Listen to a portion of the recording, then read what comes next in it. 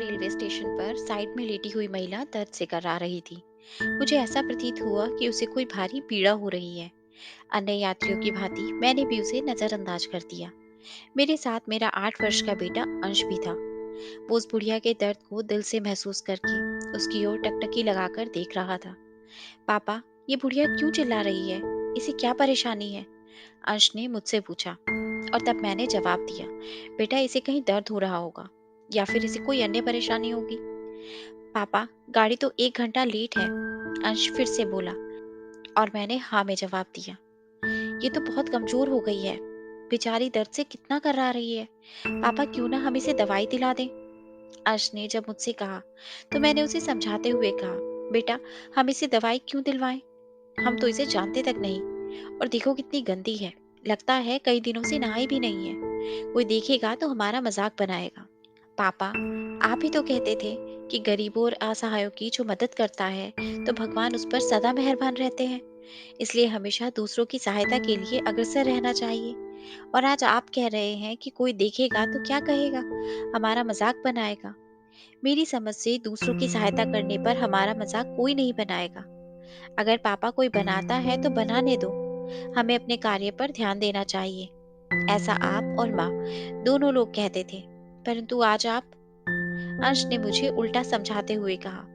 तब मैंने फिर उसे समझाकर बताया कि बेटा वो कोई नाटक कर रही है, इसे कहीं दर्द नहीं हो रहा। मैं ऐसी औरतों को भली भांति जानता हूँ। नहीं पापा, ये नाटक नहीं कर रही, मैं जाकर देखता हूँ।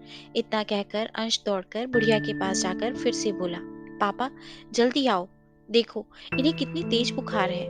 मैंने जानबूझकर उसके बुलाने की आवाज को अनसुना कर दिया, परंतु अंश के बार बार बुलाने पर मैं उसके पास गया और देखा कि बुढ़िया काफी गंदी है और बुखार की तपन से कराह रही है।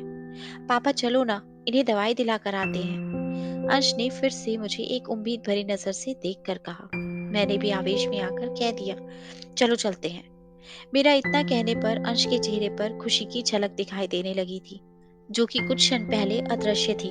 ये देखकर मेरे दिल में उस असहाय महिला की मदद करने के लिए दिल में श्रद्धा और प्रेम भाव जागृत होने लगा था। पास के दवा घर से हमने उस बुढ़िया को दवा दिलाई। कुछ देर बाद उस बुढ़िया को जब कुछ राहत मिली, तब बुढ़िया हमें दुआओं की पोटली देती जा रही थी। भगवान तुम्हारा भला करे, तुम दोनों सदा सुखी रहो, तुम्हारा घर सदा धन धान्य से भरा रहे, भगवान तुम्हारे जैसे बच्चे हर माँ को दे।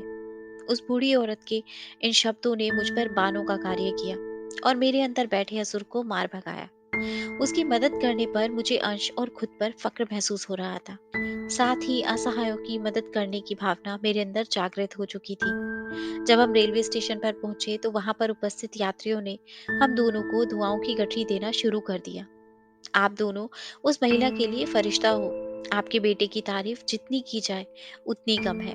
ये आपके ही संस्कार हैं जो आपके बेटे द्वारा उस असहाय महिला और यहाँ पर उपस्थित हम यात्रियों को प्राप्त हुए हैं। भगवान आपको हमेशा खुश रखे। ये वाक्य थे वहां पर उपस्थित यात्रियों के। कुछ यात्री कह रहे थे कि हमें इस बालक से सीख लेनी चाहिए। ये बालक समाज के लिए भगवान की एक महत्वपूर्ण देन है। ये सब सुनकर मेरा दिल खुशी से गदगद हो रहा था।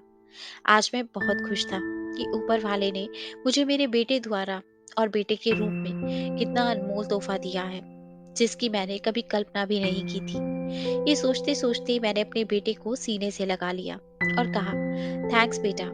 इतना सुनकर अंश मेरे सीने से चिपक जाता है और आई लव यू पापा कहता है। मैंने भी पलटकर जवाब दिया, आई लव यू टू बेटा। दोस्तों, आशा करती हूँ आपको ये कहानी अच्छी लगी होगी और ज़रूर कुछ नया सीखने को मिला होगा। आपका एक लाइक, शेयर और सब्सक्राइब हमें ऐसी ही और वीडियोस बनाने के लिए मोटिवेट करता है। इसलिए अगर अभी तक आपने हमारा चैनल सब्सक्राइब नहीं किया, तो प्लीज़ आप हमारे चैनल को सब्सक्राइब करें। आपसे कल फिर मुलाकात होगी एक नई कहानी के साथ। धन्यवाद।